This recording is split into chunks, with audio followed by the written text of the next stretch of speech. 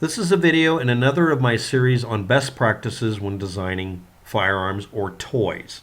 The idea is if you use the same rules to make sure you're free of any legal ruling or problem for making a gun, if you make a toy version of it, you're a lot less likely to go to jail because people look at toy guns and decide to apply actual firearms laws to them. This is about the under 50 caliber people's caliber or people's bore or Volksbore design. Here we go. We start off with something off the shelf that is got an inner diameter less than half an inch. There's a half an inch rule in the US government that says if it's at or above half an inch, depending on if it's your local laws, your state, county, or the federal laws, if it's at or above half an inch, it's regulated. It doesn't matter if it's a Nerf gun.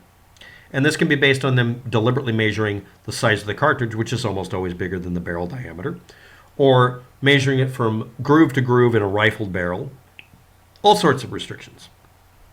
So what we do is we start off with something commonly available, whether it's plastic tubing for a toy gun or metal tubing or pipe that's under 50 caliber, that no matter what you do to it, it will never achieve at or above half an inch for any damn dimension that they measure, which means the cartridge has to be half inch or lower, and so does the projectile and the barrel diameter, and it has to be from groove to groove, which is the worst case scenario, less than or at 50 caliber, keep it under. So I came up with this silly thing. I'm going to call this the people's bore.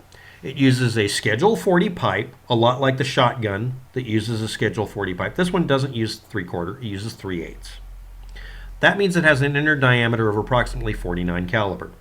This makes it approximately a 39 gauge gun, or a 49 caliber, or a 12.5 or 12.52 millimeter for pistol, rifle, shotgun, whatever.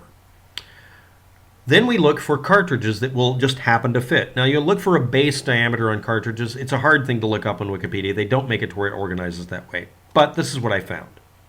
Now the one that's brought up a lot is the 410 shotgun shell because it happens to be about like that.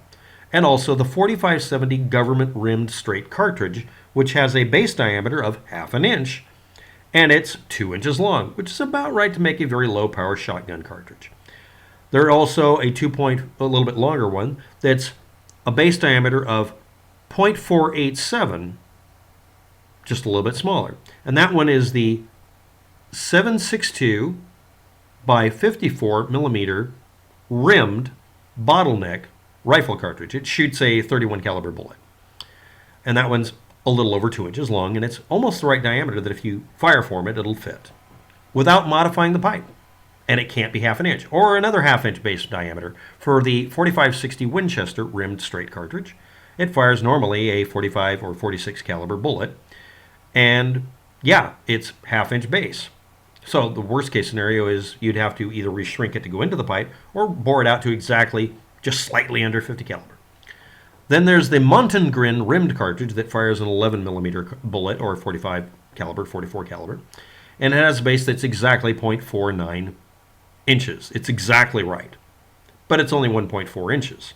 So you could call it a pistol cartridge, a Volksbore short. Then we get to the capstick belted straight. This one's 13 millimeter or 13.5 millimeter, whichever way you measure it. It's a cartridge that has this extra thick belt on it.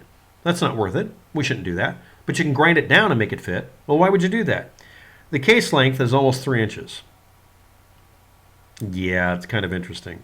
Now, that gives you a big cartridge. Well, what about something fully 3 inches? Well, we're not really at 3 inches on any of these. We got 1.5, 2 inches, that sort of thing. But we got one that's pretty close to that. 2.8 inches. This is the Magnum Belted Shadow Shoulder H&M 375, not 357.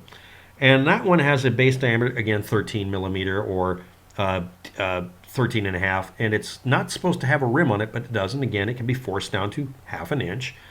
And it has a case length that's 2.85 inches. The other one is 2.85 as well for the capstick. But that one, you get the idea here. Or you can buy, if you can find them, 410 shotgun shells or some antiquated cartridge the cartridges are actually all brass. And they're made for 410 shotguns, but they can be put into this. And again, this is the diameter that people use to make their own 410 shotgun. So it can take all sorts of crazy things. But the main thing it can do is make it to where if you make one, it cannot, under any conditions, be declared a destructive device or an illegal pistol, because you can just make it rifled and not exceed the 50 caliber rating just because it's too small to do so, and then bore it out to where you can fit anything like a 45 Colt or whatever into it, doesn't matter, and 410 shotgun shell, whatever, and you can make a pistol, a shotgun, or a rifle. The shotgun just is not having any rifling put in, or you can put it in rifling at all times. Now, why am I bringing this up? This was part of a failed attempt to solve a problem of being able to make a universal cartridge and a universal bullet type or cartridge type that can be any length, just like you can do with a 22. You can have short, long, cap gun, whatever, to make something that would be able to be scaled to whatever you want it to do. You can fire all sorts of shot out of it. It's a little better performance than a 410 shotgun, that sort of thing. That would be able to be used for rifles, pistols, shotguns, handguns, pistols, whatever, because you can make the cases short and make a gun that shoots cartridges. You could even make it literally fire Desert Eagle 50 caliber big ass bullets if you wanted to. This would be a universal cartridge case compatible barrel if you did all the tricks with it. Anyway, I'm dumping all of this in the video for that reason. The information's below, and these are the best fits. And yeah, 4570 government at 2.1 inches, or the capstick or H&M belted or the others, they're all interesting. But what it ends up doing is you end up buying literally the cartridge that fits the chamber and hope, or you bore it out for the next one. This ended up being a waste of my time and energy, so I'm just going to dump the video. It's got some useful information and a bunch of links, but the major reason I did this is because Wikipedia won't let you sort the cartridges by the base diameter, which would be useful for me to look up all the other cartridges. If anybody knows of a database like that, please tell me where to find it for all the cartridge diameters. Because wildcatters use that information because they worry about the base diameter and the rim diameter. That's it. The other reason I'm doing this. Someone made a Nerf gun with a metal barrel, because you can buy one, and put an underslung cap gun on it. And when they pulled the trigger, either one of them, it would pull the other. So when they fired it, coincident to firing the Nerf cartridge by going, they just attached to the slide, it would make a banging noise. And that was declared a firearm because it was over 50 caliber from edge to edge in the grooves that were in it. And it involved some sort of propellant. It didn't matter that it was a cap gun. Someone used that as an excuse to get someone into a courtroom or pressure them into letting them search their house to try to find something else to pin on them. And there's another case where someone was dragged into court because he had a gun that had a dimension, a single dimension that was over 13 and a half inches. Not because it was 13 and a half inches like this, but because the ATF agent tilted the tape measure to make it an illegal length so that they could legally say in court, I measured it and it was over 13 and a half inches. It's not tyranny. It's not the, Hillary Clinton or Obama or whatever. It's that it was Tuesday. This is the kind of crap people pull when they can't pin something on you. And designing a gun that has no dimension that could be illegal is called best practices design. The bore diameter has no dimension, including the cartridge, that's at or above 50 caliber. Number 2, the barrel length itself is way too long to be declared an illegal short barrel anything. Make it 26 inches long. Next, it's a pistol grip only and was born that way because that's one of the designations that allows it to be a firearm, which means it can be rifled, not rifled, it doesn't matter. And also because that allows you to use a short barrel on it if you just put the barrel in a funny location, just make the thing 26 inches overall because it's a big chunk of wood.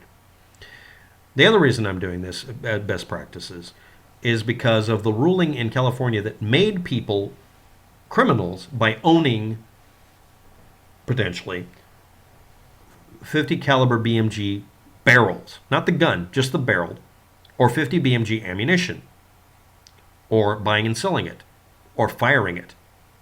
Even if they put a subcaliber adapter in it and fired 22 caliber pistol cartridges, it was still illegal because they wanted to get rid of the gun.